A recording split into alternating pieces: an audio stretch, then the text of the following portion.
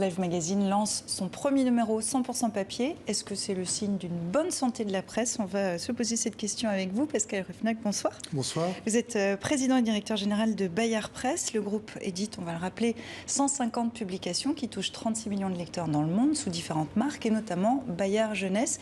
Et vous éditez donc désormais Live Magazine. Pour ceux qui ne connaissent pas, au départ, c'est un journal vivant dans lequel des journalistes, des documentaristes, des photographes racontent sur une scène les coulisses de leurs enquêtes sans aucune captation. Là, on passe en presse écrite. Est-ce que le magazine papier ne risque pas d'entamer un petit peu la magie de ces spectacles éphémères? Au contraire, il va l'incarner différemment.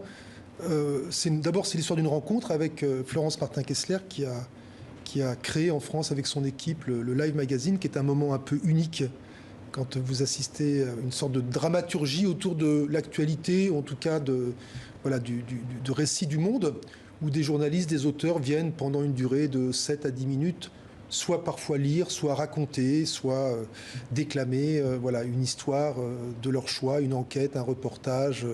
On va perdre cette magie de ce que eux racontent. Alors, c'est oral, ils peuvent se planter, à l'oral, ils peuvent avoir peur, ils peuvent... donc évidemment, il y a toute cette magie. On est dans la salle, en général, c'est dans des grands théâtres, des boulevards. Il y a 1000 personnes, donc c'est très impressionnant d'être sur scène. Donc toute cette émotion, évidemment, on ne la retrouve pas de la même manière dans un magazine. Mais le live, donc ça fait plusieurs années, on en a fait ensemble. Bayard et le live, on fait ensemble pour les enfants aussi des lives. Donc ça, on était extrêmement heureux de tenter cette aventure. Et ça faisait un bout de temps que je disais à Florence, il faut réfléchir comment est-ce qu'on pourrait reproduire cette émotion autrement. Et c'est chose faite avec, dans ce premier numéro, 12 histoires. Il y a par exemple le récit d'Alice Zaniter sur les rapports ambigus de Philippe Roth avec sa fiche Wikipédia, c'était assez truculent. Le récit de Simon Cooper sur Mbappé, Griezmann, Pogba et les comment vrai. Là, on est sur un numéro qui se veut un petit peu estival, un petit peu post-Covid. Est-ce que vous allez ensuite aller sur des thématiques un petit peu plus dures? D'abord, on ne sait pas encore, et puis on va voir comment marche c'est un trimestriel, ce numéro. Ça serait un trimestriel, après ça peut être plus si on découvre. Et en fait, nous on adore, parce qu'on adore la fiction, on adore les histoires. J'aime lire, c'est le premier magazine de Bayard Jeunesse qui a 150 000 abonnés, plus forte progression de presse depuis 3 ans. Et donc on a un enfant sur 2 qui lit, et donc on a toujours le sentiment avec J'aime lire pas qu'on façonne, mais en tout cas qu'on impressionne les enfants, l'imaginaire des enfants. Et l'imagination, ce qui se produit par la fiction, par les histoires, c'est quand même une des choses aujourd'hui absorbées par l'actualité, absorbées par les infos.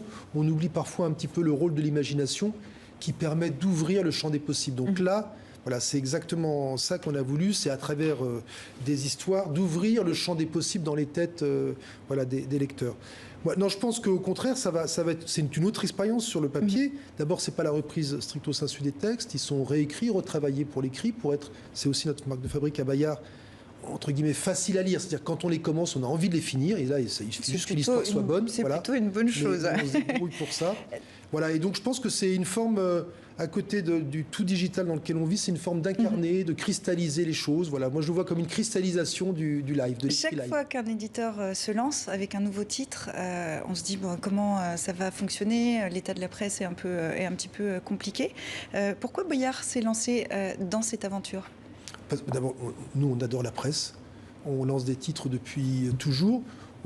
C'est vrai que depuis les 2 dernières années ont été plus compliquées, mais nous, on a vu, en tout cas pour la jeunesse et pour notre quotidien à la Croix, nos diffusions grimper depuis 4-5 ans à nouveau. On a deux grandes ambitions qui sont l'information et l'éducation.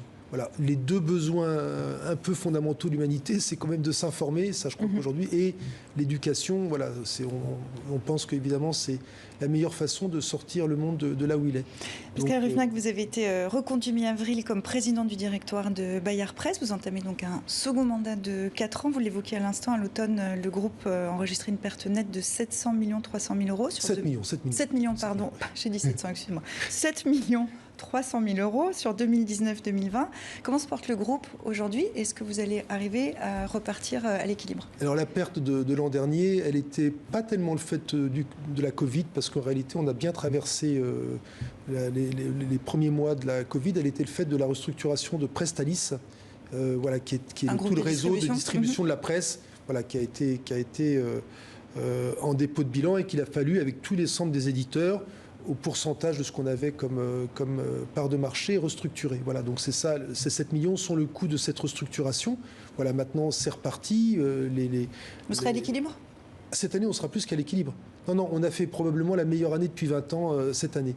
Parce que les confinements successifs ont offert aux gens la possibilité de prendre du temps pour lire et pas simplement d'être sur ces écrans. Alors Bayard Presse, il faut le rappeler, a été créé en 1873 par la congrégation religieuse catholique des Augustins de l'Assomption, qui sont toujours les propriétaires.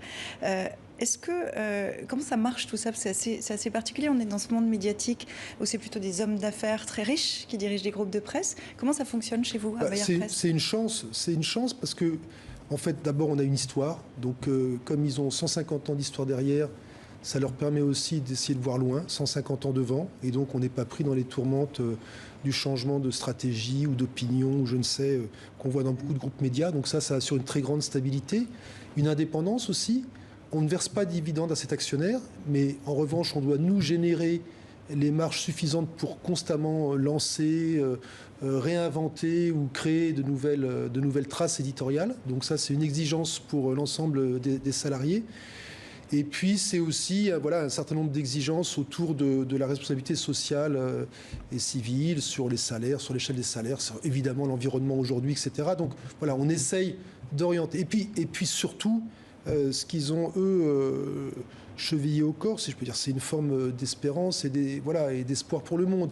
Et ce qui nous est demandé, nous, c'est d'essayer, pas évidemment d'informer, mais aussi d'enchanter le monde. Parce que si aujourd'hui personne ne l'enchante, on va tous mourir de névrose. Voilà. Le monde des médias, il est peut-être, lui, un petit peu désenchanté. Il y a une concentration exceptionnelle des médias. Est-ce que vous craignez pour la pluralité en France ? Moi, ce qui nous fait peur, c'est que l'information laisse place à l'opinion. Voilà. Informer, c'est extrêmement important. La démocratie, elle tient à peu de choses. Elle tient notamment, je pense, aux piliers que peuvent donner les médias. Ils peuvent être d'opinions différentes, de tendances différentes, mais ça structure la pensée et ça permet d'avoir des verticales dans la société où il n'y a pas simplement l'horizontalité des réseaux sociaux. Si de plus en plus de médias deviennent à l'image des réseaux sociaux, c'est-à-dire fabriquent de l'opinion et en fabriquent artificiellement avec des clashs, etc., je pense que c'est extrêmement grave parce que ça peut arriver à des événements. À qui ?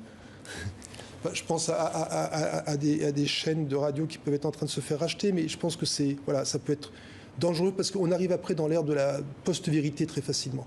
Voilà, quand on commence à nier les faits et à n'être plus dans le ressenti des choses, je pense que c'est extrêmement grave pour la démocratie, en tout cas potentiellement. Donc nous, La Croix, mais tous les quotidiens de France, et puis les grands journaux évidemment, radio et télévisuels, on a un rôle d'aider les gens à s'y retrouver, à s'y repérer. La liturgie qu'on crée tous les jours à chaque journal, voilà, ça aide à ça. Et c'est peut-être, vous allez nous le dire dans ce sens, que vous êtes réunis avec Radio France dans la co-entreprise La Chouette Radio. Ensemble, vous allez lancer à la rentrée un petit transistor, ça coûte environ 80 €. Ça s'appelle Merlin, qui va proposer de son contenu des histoires, des musiques, des documentaires. Ça s'adresse à un public d'enfants entre 3 et 10 ans. C'est quoi ? C'est une alternative à Mickey aux plateformes ? En tout cas, c'est le désir. Deux grands éditeurs de contenu audio. Alors évidemment, Radio France, il n'y a pas besoin de le décrire, mais Bayard, ça fait très longtemps qu'on produit notamment pour les enfants des contenus audio, au moins depuis 30 ans. Voilà, se mettre ensemble pour se dire, est-ce qu'ensemble on peut avoir une solution pour diffuser ces contenus audio de la meilleure façon possible pour les enfants. D'abord sans ondes, en les protégeant, ça sera rechargeable uniquement par les parents. Et voilà. Ensuite, dans un endroit où il n'y a pas de publicité, un endroit clos, donc que l'enfant peut transporter avec lui et emmener, c'est le parent qui rechargera les contenus, etc. Donc c'est une sorte d'alternative à la diffusion tout azimut qu'on voit, notamment évidemment sur les plateformes. Et donc à notre niveau, c'est une petite plateforme de qualité, d'écoute musicale. Alors, qui permet aussi de préparer le public de demain, le lectorat de demain ? Qui permet de préparer et l'auditeur et le lectorat de demain, absolument. Donc on est très fiers de cette enceinte, elle sera fabriquée uniquement, enfin tout sera fait en France, donc déjà ça c'est aussi un gage important. Et ça sort en septembre. Et ça sort ça sera le 15 octobre à la rentrée. Alors vous êtes également président de l'Alliance pour l'éducation aux médias. En cette qualité, vous êtes membre du groupe d'experts constitué à la demande du ministre français de l'Éducation nationale après l'assassinat du professeur Samuel Paty, c'était à l'automne dernier. La semaine dernière, vous lui avez remis votre rapport. Est-ce que ce rapport, qu'est-ce qu'il dit d'abord et qu'est-ce que ça va changer ? J'étais membre avec Madame Saragosse, donc Marie-Christine Saragosse. Donc c'était important parce que c'est important que les médias soient là à côté des enseignants et des spécialistes de l'éducation aux médias. L'éducation aux médias, à la fois ça concerne certains professeurs plus que d'autres, notamment les documentalistes, mais en réalité ça concerne tous les enseignants. Ça concerne un prof d'histoire, un prof de français, un prof de géographie. C'est d'être capable d'aider les enfants à resituer l'information dans un contexte. Et ça, tout peut aider à ça. Voilà. Et donc je crois que ce qui est important dans le rapport, c'est il y a la semaine de la presse à l'école, qui est un moment important, voilà, en général en à laquelle TV5 participe notamment, voilà, bien sûr. à laquelle vous participez, et nous aussi. L'idée, c'est d'étendre un petit peu cette semaine de la presse à l'école, de proposer des outils aussi de plus en plus novateurs pour aider les enfants.